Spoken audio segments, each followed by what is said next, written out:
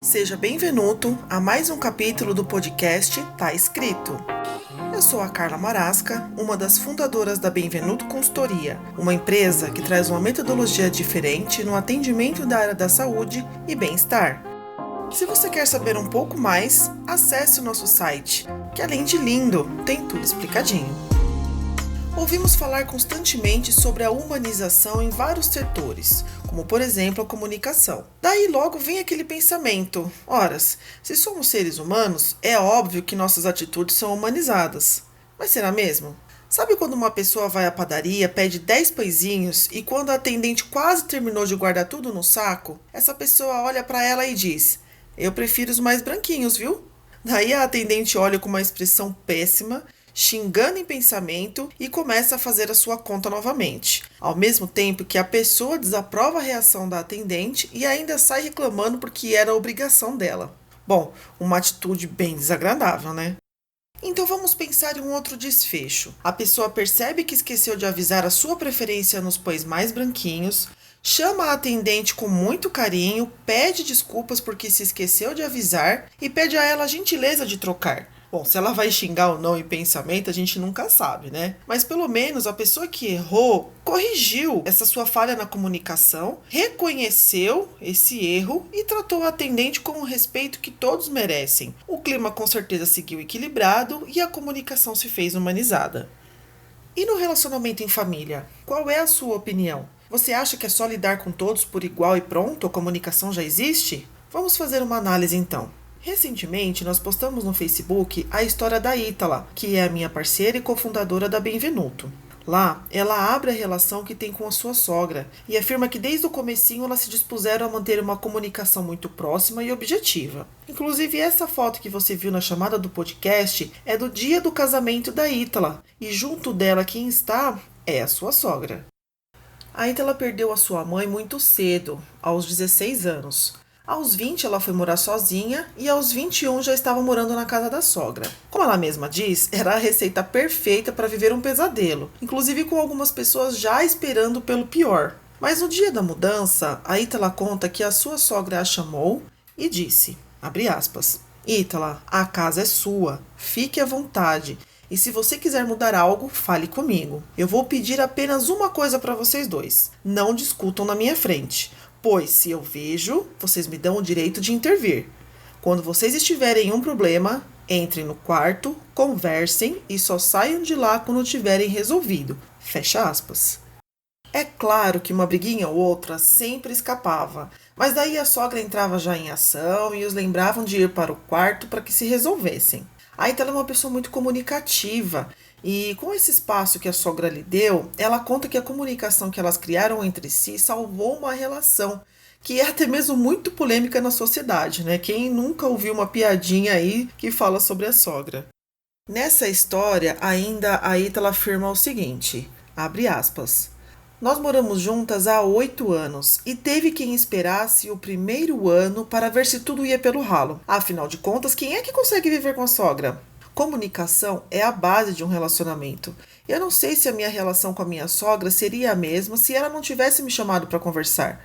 Se ela não tivesse dito naquele momento tão delicado quais eram as minhas possibilidades e limites. Eu ouvi da especialista em comunicação Márcia Dário que não existe relação sem comunicação e não existe comunicação sem relação. Como pode existir tanta verdade numa só frase? Fecha aspas. A Ítala nos trouxe uma frase da especialista em comunicação Márcia Dário, e é claro que a gente foi buscar essa mentoria para trazer até vocês. A Márcia é cantora, atriz, radialista, especialista em comunicação e cinesiologia. Querida, muito obrigada por fazer parte do nosso conteúdo. Sei que a partir de hoje não seremos mais os mesmos, pois seremos melhores. Agora, Márcia, nos ajude. O que precisamos fazer para nos tornarmos bons comunicadores? Olá, amigos.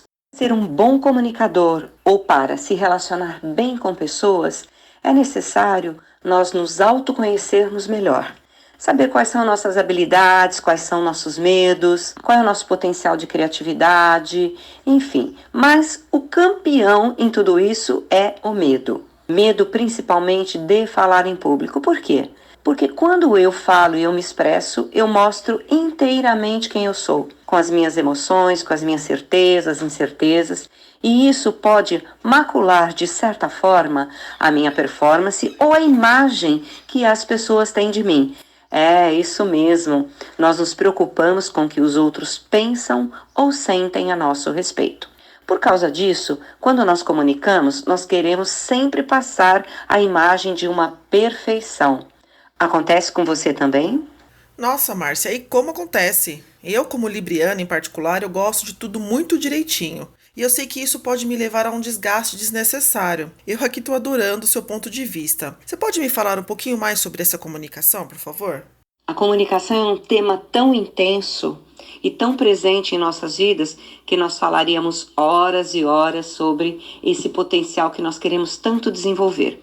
Mas hoje, especificamente, eu quero trazer para o nosso bate-papo essa questão do relacionamento com pessoas muito próximas ou pessoas com as quais a gente tem que conviver e a gente quer que esse relacionamento dê certo. Um deles, que é bem interessante, é o relacionamento entre família, principalmente nora e sogra. Existem alguns conceitos por aí afora, vivenciados, não são só conceitos, e que dizem, é muito difícil, e a minha sogra é X, ou a minha nora é Y. Por que que isto acontece? Bem, na verdade, lembram-se que a gente tocou agora há pouco no tema perfeição? Eu quero ter a melhor performance para que esta pessoa me aceite, e vice-versa. Fora isso, nós também costumamos projetar as nossas inseguranças nas relações. Então, se eu me considero uma pessoa tímida, face àquela pessoa que eu quero impressionar, eu quero mostrar o contrário, que eu não sou tímida, que eu sou uma pessoa segura, que eu sou uma pessoa autoconfiante, e que muitas vezes os outros interpretam como, nossa, essa pessoa é tão autoconfiante que é a dona da verdade, não é mesmo? Quem de nós já não ouviu tanto esse termo? Bom, então, primeiro ponto, eu quero ser perfeito para todo mundo. Segundo ponto, em relacionamentos próximos, eu quero não só ser perfeita, mas essa perfeição ela tem a ver com a capacidade de que você se sinta no controle da situação. É isso, porque nós entendemos que quando controlamos, tudo vai dar certo ao final. Não é bem assim, porque em comunicação o controle não está somente em suas mãos. Nós temos alguém que emite a comunicação, alguém que recebe a comunicação, e nós temos um cenário em que essa comunicação acontece. Outro ponto importante é você conhecer e apreciar a sua voz. Porque aquilo que muitas vezes nós tentamos esconder, a nossa voz delata. Então, a sua voz é o seu principal registro. Por isso que quando alguém liga para você e fala um alô, tudo bem? Você diz, nossa, o que aconteceu com você? Porque você sente pela voz que esta pessoa está com algum problema ou não está tão bem. Então, temos aí o medo para lidar, temos a questão da voz, temos também a questão da nossa intenção. O que queremos comunicar? O que gostaríamos que essa pessoa sentisse? Bem, na verdade, o que ela vai sentir, a gente não pode nunca ter certeza. Por isso que a comunicação, ela é eu e você, eu e você. Não adianta eu tentar me esconder através de máscaras, de cenários, porque o outro sempre sentirá quem é você. Basicamente, eu diria, conheça-se para que você comunique. Outro ponto importante da comunicação é que crença você tem a respeito disso. Eu quando falava na minha infância, todo mundo ria de mim, ou uma vez eu fui fazer uma apresentação, eu errei, nunca mais eu fiz, ou eu tenho um branco quando eu costumo falar, quando eu estou numa situação de muito estresse. Isso é muito normal. O estresse, ele permeia toda a nossa comunicação. Por quê? Porque como nós já comentamos agora há pouco, eu quero ser perfeito. E como ninguém consegue ser perfeito, isso não existe. Essa ideia de perfeição, de modelos. Márcia, mas eu assisto a TV e aí eu vejo a pessoa, nossa, como ela é ótima. Claro, ela fez aquilo 1000 vezes. Para improvisar, a pessoa treinou, sei lá, uma noite, dias, semanas. Então, claro que sai, entre aspas, perfeito. Mas o bonito da comunicação não é a perfeição. É quando as pessoas chegam a um ponto em que elas se reconhecem, em que elas têm uma afinidade, em que elas solucionam alguma questão, onde elas se sentem mais humanas. Isso sim é comunicação. Voltando ao nosso principal tema aqui, que são os relacionamentos com pessoas mais próximas, vamos pensar, eu só posso ser quem eu sou. Porque tudo aquilo que você criar que não tem a ver com o seu funcionamento, suas habilidades, algumas crenças, que tem crenças que são muito positivas, né? Isso vai desarmar a qualquer momento nas relações. Por isso que as pessoas dizem, casei com a pessoa, era uma, depois era outra. Claro, a pessoa no intuito de ser aceita, de ser reconhecida, ela fez todos os esforços para esconder os seus defeitos, as suas fraquezas e as suas vulnerabilidades. Então, quando vai passando o tempo, a pessoa não consegue manter num posto que não é seu, numa aparência que não é sua, numa condição que para você é desgastante. Então, claro que isso vai ruir. E às vezes, quando isso acaba por ruir, é que você diz, olha, me desculpe, mas eu não dou conta, eu não aguento, me ajuda. Aí, de repente, as coisas mudam. A pessoa fala, nossa, eu achei que você era uma pessoa tão segura. Olha, não sou, viu? Você pode me ajudar? De repente, ali começa uma relação verdadeira. Porque o nosso ideal é uma comunicação verdadeira, não perfeita. Sermos o que somos. E quando quisermos mudar uma situação, alterar algum comportamento, a gente pode pedir ajuda. Nós não nascemos sabendo tudo. A boa notícia para você é que se você não é perfeito, saiba que ninguém é. Mas todos temos uma essência perfeita, que você pode mudar, você pode transmutar, você pode criar, você pode ousar, mas sempre com emoção. Não dá para a gente tirar a emoção da nossa comunicação. O que nós consideramos a nossa verdade. Isso é muito importante. Nossa, que incrível. Eu vejo muito disso tudo que você está falando, até mesmo na minha vida pessoal. Isso porque as pessoas à nossa volta às vezes esperam tanto de nós que nos forçam a buscar essa perfeição de que você tanto fala. E realmente é cansativo. E como seres humanos, temos que nos dar ao direito de sermos fortes, ao mesmo tempo que deixar claro nossa necessidade de ser ajudado também, para que naquele relacionamento, seja com cônjuge, com irmãos, parentes, amigos, etc., seja qual for, se torne o mais equilibrado e saudável possível. Agora, Márcia, me dá uma direção. Quais são as dicas para que a gente se aprimore sempre nessa comunicação? Vamos lá, então, algumas dicas. Primeira delas, livre-se do medo de não ser perfeito. Não é nem da perfeição, é do medo de não ser perfeito. Isso não te serve para nada, apenas para criar barreiras e obstáculos à comunicação. Seja quem você é, para que o outro também sinta esse conforto. Ele vai dizer, nossa, ela fez isso errado e corrigiu. Puxa, acontece comigo também. Nada como você se sentir em igualdade com as pessoas. Eu que estudo comunicação não sou mais do que ninguém, eu só comecei a estudar antes. Porque você começando a estudar agora e a se dedicar, com certeza você será muito melhor do que eu e tantos outros comunicadores. Porque a vida só evolui, a vida não regride. Então, a primeira dica é essa. Segunda dica, livre-se do desejo de controlar. Você não controla nada, você só flui. Você pode planejar, você pode sonhar, isso é muito bem-vindo. Agora, controlar resultados é impossível. Todo mundo fez um planejamento aí de vida para esse começo de ano. Veio a pandemia, mudou tudo. E se você não estiver pronto para ser adaptável, versátil, você não consegue acompanhar o mundo. Terceira dica, ouse sempre. Faça diferente, faça aquilo que você nunca fez. Experimente, crie experiências de relacionamento. Olha, eu sempre faço desse jeito com a pessoa, e se eu fizer dessa forma? Eu sempre falo desse jeito. E se eu começar a perceber que voz que eu uso para falar com a pessoa? Porque eu posso dizer, olá, por favor, o senhor poderia me ajudar? E eu posso dizer, olá, por favor, o senhor poderia me ajudar? Qual é melhor? Pense aí, qual das duas é melhor? Outra dica, imagem. Não se preocupe se você é alto, baixo, loiro, moreno, gordo ou magro. Não é disso que se trata a comunicação.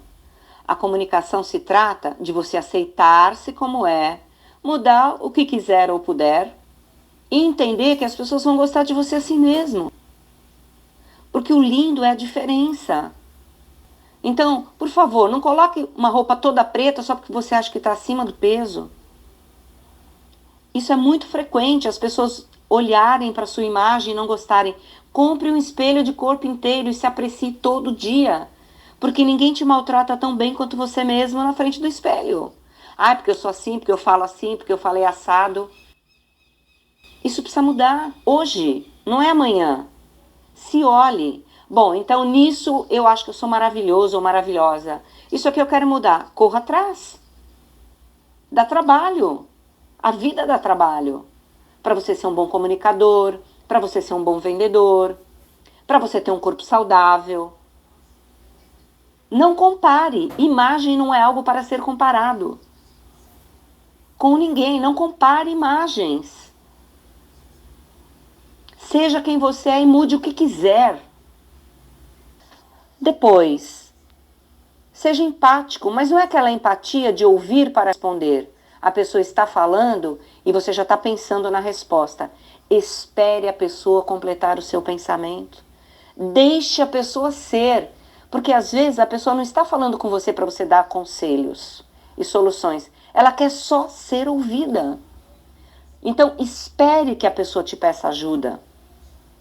E quando a pessoa falar, não diga, ai, comigo também aconteceu outro dia, então você não sabe. Na verdade, a pessoa falou 1 segundo e você o restante 1 hora. Isso não é comunicação. Então, pratique a escutatória, escute de verdade, para compreender o que está acontecendo com o outro. Sensacional! Como são ricas as suas dicas, Márcia. E você acha que existe uma melhor fase ou um melhor momento para a gente começar a praticar? Comece hoje. Não tem tempo definido para você começar uma mudança, começar um aprendizado, a ouvir pessoas, a falar mais, mas principalmente se ouça. Perceba quem você é. Pense 1 segundo antes de você falar. Normalmente nós vamos muito na impulsividade e depois a gente tem que voltar, retroagir, conferir, refazer. Calma! Mesmo com pandemia, o mundo não vai acabar agora. E se você errar, não vai ser o fim do mundo. Todo ser que é humano erra. E todo erro é uma fonte de aprendizado. Então, comece agora, não fique esperando para amanhã. Ah, amanhã eu faço, depois eu resolvo. Comece hoje a cuidar da sua comunicação, que é cuidar de você. Certo, entendi, Márcia. E tem algum exercício para ajudar a gente a se corrigir durante esse processo de autoconhecimento? Grave muitos vídeos, não para colocar na internet. Grave e você ouça e peça para alguém ouvir contigo. Um amigo, uma amiga, teu marido, um namorado, a sogra. Olha, ficou bom isso que eu fiz? O que você achou? O que você sentiu? E esteja preparado, porque se você ouvir alguma crítica, preste atenção. Será que é assim mesmo? Vou fazer de novo, para confirmar se esse feedback, né, que nós preferimos usar esta palavra, que é muito mais adequada, se esse feedback procede. Nossa, é verdade. Eu mesma gravando aqui, eu estou me dando feedback nesse podcast. Eu falo, bom, vai ter que cortar aqui, tirar isso aqui, eu estou falando tal palavra mais vezes, mas isso é normal, porque ela é uma comunicação instantânea, orgânica, não é algo que eu estou fazendo para o institucional, de uma empresa, ou um filme, ou uma peça teatral, onde tudo tem que estar de acordo com o roteiro. Comunicação no dia a dia não é um roteiro que é uma lápide que você não pode mudar. Só que você não pode chegar a situações sem um preparo. A não ser que eu vá falar de algo que eu conheço muito bem. Então, se eu falo de comunicação, eu posso falar bem de comunicação a qualquer momento. Agora, se para mim é uma novidade, eu vou me preparar, mas eu confesso para vocês que todas as vezes que eu falo, eu me preparo. Ai, Márcia, vai fazer uma live? Começa agora. Calma. Eu estudo, eu percebo se tem alguma novidade que eu posso acrescentar para o meu cliente ficar mais feliz, ter um insight. Então, a comunicação, quando você passa da fase do autoconhecimento, de saber quem você é, como você funciona, você tem quase que a mesma preocupação, ou foco, melhor dizendo, com o outro. Quem é a pessoa, o que ela precisa, qual a melhor experiência que eu posso proporcionar a essa pessoa, qual a dor dessa pessoa que eu posso aliviar. Por isso, para mim, é paixão por ajudar pessoas. Para mim, isso é comunicação. Não é porque eu falo bem, porque eu não tenho vergonha, ou isso ou aquilo, mas é o quanto eu puder ajudar aquela pessoa. E eu divido esse o quanto, eu divido com a vida, com o universo, com Deus, com a crença que você tiver, não importa. Porque eu sei que eu não faço tudo sozinha. Eu faço tudo porque eu tenho uma fé na vida, porque eu acredito nas pessoas. Então, essa é a maior experiência. Que eu faça coisas ou desenvolva habilidades que cada vez mais me aproxime do outro. Essa é a verdadeira comunicação. Maravilhoso, Márcia. E você tocou em um ponto fundamental quando fala dessa busca por coisas que te fazem bem para construir uma comunicação de sucesso, né? Aí eu me sinto muito à vontade em dizer que o trabalho que eu e a Ítala empenhamos na Benvenuto é justamente esse. A nossa paixão é transformar essas clínicas e consultórios que atendemos em lugares não só com uma gestão redondinha que tudo funciona. Na verdade, vai além disso. A gente busca fazer com que os profissionais ali inseridos tenham um engajamento por amor e por se sentirem parte integrantes e fundamental para que o bom andamento de todas as suas atividades aconteçam. A gente entende que para esses espaços o fator humano é a melhor ferramenta e que o resultado disso é o quê? Um balanço financeiro satisfatório, é um paciente que fica feliz e indica o atendimento, é a secretária que entende o seu papel com o empoderamento de suas atribuições e sem falar em outros milhares de aspectos positivos que são gerados. A nossa missão é justamente acolher a esses profissionais da área da saúde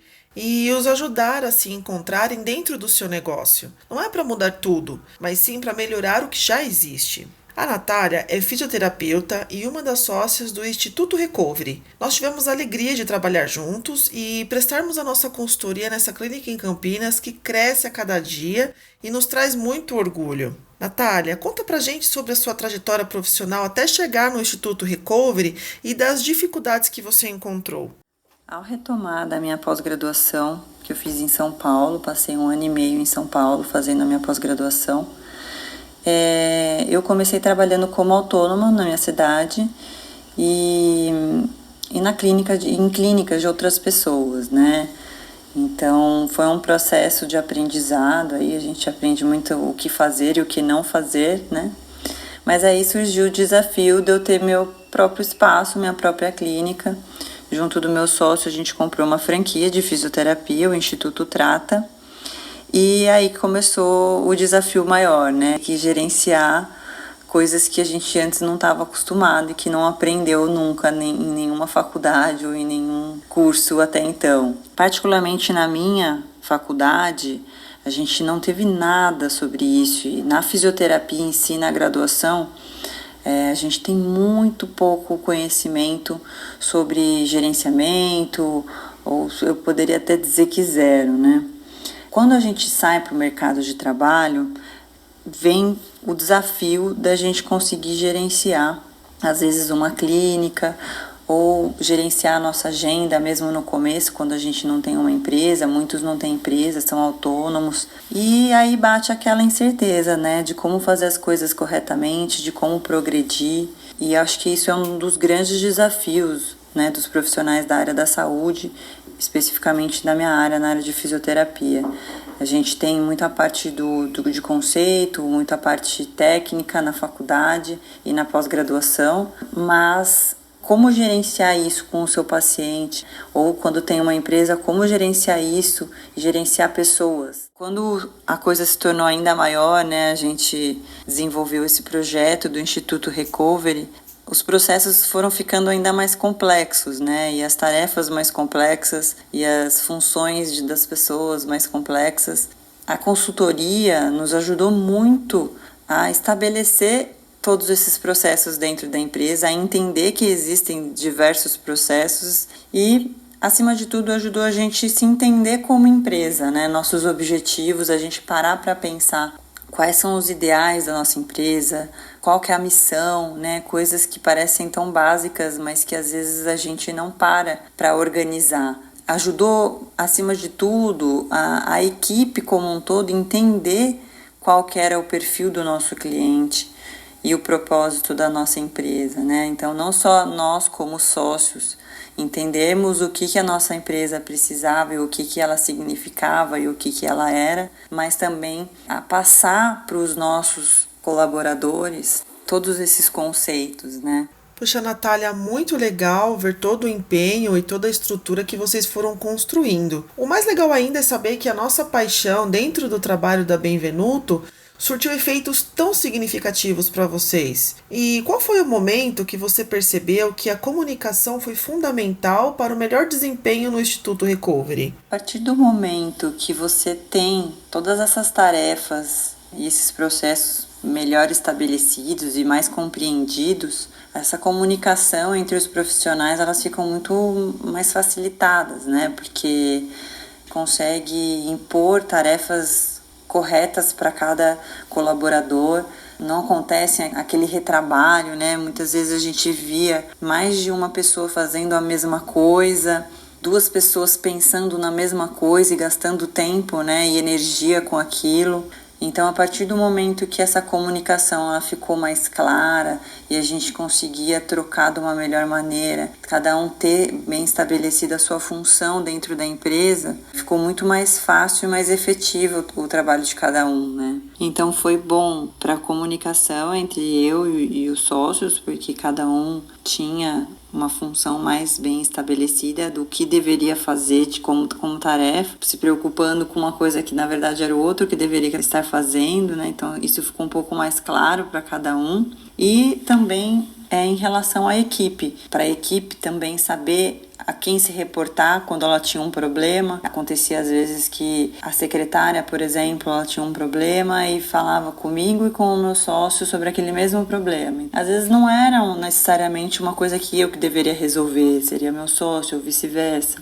E os dois ficavam gastando energia para resolver aquele problema que o outro poderia estar fazendo uma outra coisa, né? E não pensando sobre aquilo. Então, acho que isso foi muito benéfico. Distribuir melhor aí essas funções e passar isso para a equipe para que eles soubessem a quem procurar para a resolução das coisas. Então, assim, de uma maneira geral, a gente vê uma progressão muito grande como gestor, porque no começo, quando a gente começa a montar a nossa clínica, a gente não tem a noção de que a gente virou um empresário. A gente se torna um empresário sem perceber no início, né? É uma mini empresa, né? Tem a sua secretária, tem o gerenciamento da sua agenda, dos seus clientes, dos seus pacientes, enfim, dos seus parceiros. Demora muito pra gente perceber que virou um empresário e a gente não tem base, né? Eu digo que a gente vai sempre aprendendo na marra. Então a questão da consultoria nos ajudou muito a amadurecer e começar a entender principalmente os processos e como que eles funcionam, como que devem ser distribuídos. E à medida que a empresa foi crescendo, a gente teve a necessidade também de colocar um administrador, um profissional na nossa clínica, uma pessoa com um conhecimento maior aí da parte de gestão em si, né? E isso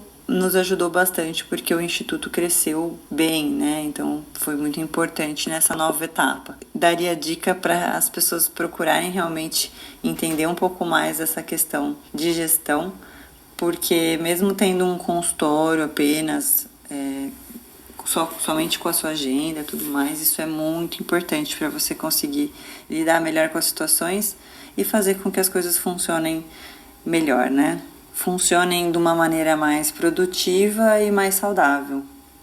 Ah, que fantástico, Natália. Esse crescimento que você falou, nós já havíamos até visualizado enquanto fazíamos a consultoria no Instituto Recovery, porque a gente percebeu a garra de vocês em sempre priorizar ao paciente e ao bem-estar de todos em comum, né? Agora, Márcia, voltando para você, aproveitando o gancho da área da saúde, o que você pode dizer sobre a comunicação nesse segmento que é tão delicado? Bom, o que eu posso te dizer? Que comunicação tem remédio. Acho que essa é uma frase muito legal. E assim, quando a gente pensa em comunicação para a área da saúde, uma boa comunicação reduz o estresse emocional. E hoje nós sabemos que o estresse emocional ele é um tema que todos os médicos abordam. Recentemente eu fiz uma consulta com o meu médico que me acompanha e ele disse assim: olha, Márcia, faz o seguinte, tira 40 dias de férias, depois você volta aqui. Porque realmente o estresse ele acaba piorando todo o quadro clínico, ele acaba fazendo com que o paciente sob estresse não escute bem. Olha que interessante. Então, por isso que normalmente o médico ele é um centro de desativação do estresse emocional. A voz que ele usa, da maneira como ele fala com o paciente, esse atendimento mais humanizado. Hoje o médico fala de valores, fala até de espiritualidade. Então, comunicação tem remédio sim, e quem aplica muito bem esse remédio são os profissionais da saúde. Quando eles pensam no repertório que eles vão usar com o paciente, quando eles entendem que cada pessoa que chega até eles é porque tem uma dor. Ninguém vai a um médico, ninguém vai a um posto de saúde, a um hospital, porque está são. Ele vai porque justamente ele está doente. Sim, eu também acho que a comunicação tem remédio. E digo mais, não podemos esquecer que a gente também se comunica com o corpo, seja numa postura, nos gestos, nas expressões faciais e até mesmo no tom de voz. Agora, o mais importante, não deixe de falar, pois o que é óbvio para você não é óbvio para o outro. Mas me diz aí, você que trabalha ou tem uma clínica ou consultório, está prestando atenção na forma de se comunicar com os seus pacientes ou com os parceiros de trabalho? Vai lá no Facebook, na página da Benvenuto e deixe seu comentário. E com essa reflexão, eu termino mais um capítulo do podcast Tá Escrito. Muito obrigada por ter me ouvido. Um grande beijo e até a próxima.